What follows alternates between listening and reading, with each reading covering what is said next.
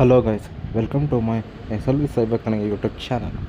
Okay friends, ಇವತ್ತಿನ topic ಬಂದ್ಬಿಟ್ಟು ಒಂದು ಪೌರ ಕಾರ್ಮಿಕರಿಗೆ ನೇಮಕಾತಿ ಬಿಟ್ಟಿದ್ದಾರೆ. ಯಾವ ರೀತಿ ಜಾಬ್ ಅಂತ ಅಂದರೆ ಲೈಕ್ ಕನ್ಸ್ಟ್ರಕ್ಷನ್ ಡಿಪಾರ್ಟ್ಮೆಂಟ್ ಆಗಿರ್ಬೋದು, ಲೇಬರ್ ಡಿಪಾರ್ಟ್ಮೆಂಟ್ ಆಗಿರ್ಬೋದು, ಪ್ರತಿಯೊಂದು ಡಿಪಾರ್ಟ್ಮೆಂಟ್ಗಳಲ್ಲಿ ನೇಮಕಾತಿ ಹುದ್ದೆಗಳನ್ನ ಬಿಟ್ಟಿದ್ದಾರೆ. ಸೊ ಅದಕ್ಕೋಸ್ಕರ ಈ ವಿಡಿಯೋ ಮಾಡ್ತಾ ಇರೋದು.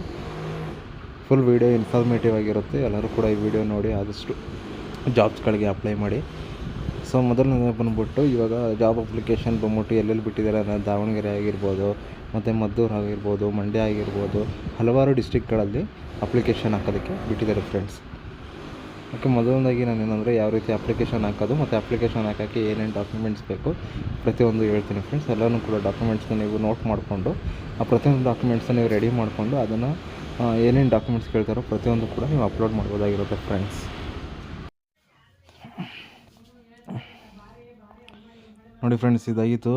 ವೆಬ್ಸೈಟ್ ಬಂದ್ಬಿಟ್ಟು ಈ ರೀತಿಯಾಗಿರುತ್ತೆ, ಪೌರ ಕಾರ್ಮಿಕರ ನೇಮಕಾತಿ ಅಂತ. ಈ ಅಪ್ಲಿಕೇಶನ್ ಯಾವ ರೀತಿ ಸಿಗಬೇಕು ನಿಮಗೆ ಕರ್ನಾಟಕ ಹೆಲ್ಪ್ ಅಥವಾ ಕರ್ನಾಟಕ ಕೆರಿಯರ್ಸ್ ಅಂತ ನೀವು ಸರ್ಚ್ ಮಾಡಿದ್ರೆ ಸಾಕು, ನಿಮಗೆ ಈ ರೀತಿಯಾದ ಇನ್ಫಾರ್ಮೇಷನ್ ಡೀಟೇಲ್ಸ್ ಬಂದ್ಬಿಟ್ಟು ಸಿಗುತ್ತೆ. ಅದರಲ್ಲಿ ಅರ್ಜಿ ಸಲ್ಲಿಸೋಕ್ಕೆ ಬಂದ್ಬಿಟ್ಟು ಪ್ರಾರಂಭ ದಿನಾಂಕ ಮತ್ತು ಕೊನೆಯ ದಿನಾಂಕ ನೋಡಿ ಅಲ್ಲೇ ಕೊಟ್ಟಿದ್ದಾರೆ. ಮಾರ್ಚ್ 11, 2026 ಸ್ಟಾರ್ಟ್ ಆಗಿರೋದು. ಏಪ್ರಿಲ್ 10ವರೆಗೂ ಇನ್ನೂ ವ್ಯಾಲಿಡಿಟಿ ಇದೆ. ಅಷ್ಟರೊಳಗೆ ನೀವು ಅಭ್ಯರ್ಥಿಗಳು ಯಾರ್ಯಾರು ಅರ್ಜಿ ಹಾಕಬೇಕು ಅಂತ ಇದ್ದೀರಾ ಸರ್ಕಾರಿ ಹುದ್ದೆಗಳಿಗೆ ಅರ್ಜಿ ಹಾಕ್ಬೋದಾಗಿರುತ್ತೆ ಫ್ರೆಂಡ್ಸ್. ಓಕೆ, ಕೆಳಗಡೆ ಬಂದ್ಬಿಟ್ಟು ಅರ್ಜಿ ಸಲ್ಲಿಸಲು ಬೇಕಾದ ಅರ್ಹತೆಗಳು ಏನೇನಿರುತ್ತೆ ಅಂದರೆ ಏಜ್ ಲಿಮಿಟ್ ಆಗಿರ್ಬೋದು, ಮತ್ತು ನಿಮ್ಮ ಕ್ವಾಲಿಫಿಕೇಷನ್ ಡೀಟೇಲ್ಸ್ ಆಗಿರ್ಬೋದು, ಇಂಥ ವರ್ಕ್ಗೆ, ಇಂಥ ಪೋಸ್ಟ್ಗೆ, ಇಂಥ ಡಿಗ್ರಿ ಗ್ರ್ಯಾಜುಯೇಷನ್ ಕಂಪ್ಲೀಟ್ ಆಗಬೇಕು ಅಂತ ಇರುತ್ತೆ. ಸೊ ಅದು ಪ್ರತಿಯೊಂದು ಡೀಟೇಲ್ಸ್ ಕೂಡ ನಿಮಗೆ ಇಲ್ಲಿ ಈ ವೆಬ್ಸೈಟ್ನಲ್ಲಿ ನೋಡ್ಬೋದಾಗಿರುತ್ತೆ ಫ್ರೆಂಡ್ಸ್. ಓಕೆ, ನೆಕ್ಸ್ಟ್ ಬಂದ್ಬಿಟ್ಟು ಅದಾದಮೇಲೆ ಏಜ್ ಲಿಮಿಟಲ್ಲಿ 30 to 45ವರೆಗೂ ಏಜ್ ಲಿಮಿಟ್ ಕೊಟ್ಟಿರ್ತಾರೆ. ಅದರಲ್ಲಿ ಏಜ್ ರಿಲ್ಯಾಕ್ಸೇಷನ್ ಬಂದ್ಬಿಟ್ಟು 30 to 35ವರೆಗೂ ಇರುತ್ತೆ. ಬಟ್ ಏನಂದರೆ SC/ST ಕ್ಯಾಟಗರಿ ಆಗಿರ್ಬೋದು ಅವರೆಲ್ಲ ಬಂದ್ಬಿಟ್ಟು 45 ಏಜ್ವರೆಗೂ ಅಪ್ಲೈ ಮಾಡ್ಬೋದಾಗಿರುತ್ತೆ ಫ್ರೆಂಡ್ಸ್. ಅಲ್ಲಿವರೆಗೂ ಅವ್ರಿಗೆ ಏಜ್ ಲಿಮಿಟು ಅರ್ಹತೆ ಇರುತ್ತೆ. ಓಕೆ, ಅದು ದಾವಣಗೆರೆಯಲ್ಲಿ ಬಂದ್ಬಿಟ್ಟು ಜಿಲ್ಲೆ ವ್ಯಾಪಾರಿ ಮತ್ತು ಮಹಾಧಿಕಾರದಲ್ಲಿ ನಗರಸಭೆಯ 4 ಪೌರ ಕಾರ್ಮಿಕರ ನೇಮಕಾತಿ ಜಿಲ್ಲಾ ನಗರದಲ್ಲಿ ಅಧಿಸೂಚನೆ ಹೊರಡಿಸಿದೆ.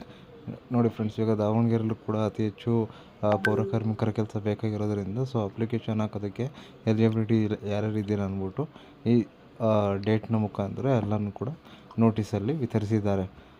ಮತ್ತು ಅರ್ಜಿ ಸಲ್ಲಿಸಲು ಏಪ್ರಿಲ್ 10ರವರೆಗೂ ಕಾಲಾವಕಾಶವಿರುತ್ತದೆ. ಮತ್ತು ಕನ್ನಡ ಮಾತನಾಡಲು ಬರಲು ಆಸಕ್ತ ಉದ್ಯೋಗಾರ್ಥಿಗಳು ಹರಿಹರ ನಗರಸಭೆಯಲ್ಲಿ ಕಚೇರಿಯಲ್ಲಿ ಅರ್ಜಿ ಸೂಚನೆಯನ್ನು ಪಡೆದು ಭರ್ತಿ ಮಾಡಿ ಅರ್ಜಿ ಸಲ್ಲಿಕೆ ಮಾಡಬಹುದಾಗಿರುತ್ತೆ ಫ್ರೆಂಡ್ಸ್. ಓಕೆ ಫ್ರೆಂಡ್ಸ್, ಇದರಲ್ಲೂ ಬಂದ್ಬಿಟ್ಟು ಆನ್ಲೈನು ಮತ್ತು ಆಫ್ಲೈನು ಎರಡೂ ಅಪ್ಲಿಕೇಶನ್ ಹಾಕ್ಬೋದಾಗಿರುತ್ತೆ.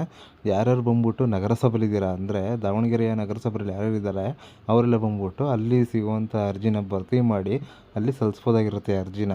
ಆ ಥರ ಆಪ್ಷನ್ ಇರುತ್ತೆ. ಅದು ಬಿಟ್ಟು ಬೆಂಗಳೂರಲ್ಲಿರೋರೆಲ್ಲ ಬಂದ್ಬಿಟ್ಟು ಅಪ್ಲಿಕೇಶನ್ ಈ ರೀತಿಯಾಗಿ ಹಾಕಬೇಕಾಗಿರುತ್ತೆ. ನೋಡಿ, ವಯಸ್ಸು ಮಿತಿ ಬಂದ್ಬಿಟ್ಟು 18ರಿಂದ 25ವರೆಗೂ ಇದೆ. ಅದಾದ್ಮೇಲೆ ಬಂದ್ಬಿಟ್ಟು ಇಲ್ಲಿ ಇವಾಗ ನೋಟಿಫಿಕೇಷನ್ ಡೀಟೇಲ್ಸನ್ನು ಏನಿದೆ ಅದನ್ನು ತೋರಿಸ್ತಾ ಇದ್ದೀನಿ ನೋಡಿ. ಇದು ಬಂದ್ಬಿಟ್ಟು ಮಾನ್ಯ ಅಧ್ಯಕ್ಷರ ಕಡೆಯಿಂದ ಆಲ್ರೆಡಿ ನೋಟಿಸ್ ಆಗಿ ಬಂದಿರುವಂತಹ ಹೊಸ ಅಫಿಷಿಯಲ್ ಇದಾಗಿರ್ಬೋದು ನೋಟಿಸು. ಅದರಲ್ಲಿ ಬಂದ್ಬಿಟ್ಟು ಜಿಲ್ಲೆ ನಗರಾಭಿವೃದ್ಧಿ ಕೋಶದಲ್ಲಿ ಏನೇನು ಡೀಟೇಲ್ಸ್ ಬಂದ್ಬಿಟ್ಟು ಮ್ಯಾನಿಪುಲೇಟ್ ಮಾಡಿದ್ದಾರೆ ಅಂದರೆ ಫುಲ್ಲು ಡೀಟೇಲ್ಸ್ ಬಂದ್ಬಿಟ್ಟು ಕೊಟ್ಟಿದ್ದಾರೆ ಇದರಲ್ಲಿ.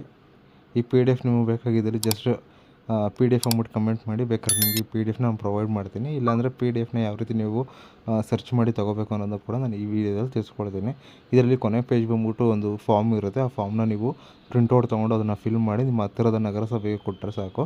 ಅವರು ಮುಂದಿನ ಅಪ್ಲಿಕೇಶನ್ ಡೀಟೇಲ್ಸ್ನೆಲ್ಲ ಚೆಕ್ ಮಾಡಿ ಫಿಲ್ ಮಾಡ್ತಾರೆ ಫ್ರೆಂಡ್ಸ್.